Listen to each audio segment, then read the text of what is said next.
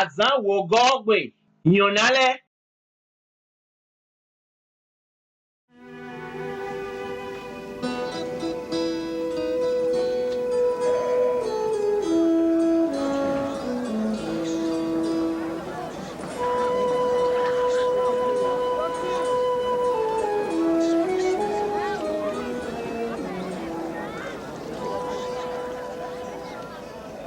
Nyɔnu mimi wa monole va xɔsulu to ma utɔ yi mitɔ.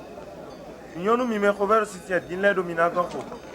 Nyɔnu mimi la via dinle do mina konu. Nuna nyɔnu mi wenu egbetɔ le na gbɔ anu mi bona do mi zue. Bona mo mi so mo me ado nye egbetɔ vi owe. Benegbe so mi dza wa bolo edzi kpɔxo me ŋkɔ. Do adzɔ mi tɔn dagba do ma wo gɔ.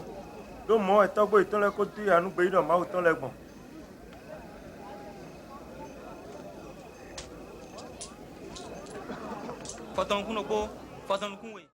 Nutewe no xɔ akue ɖo Jesu si nukume boka le dzexa adzɔdometɔ.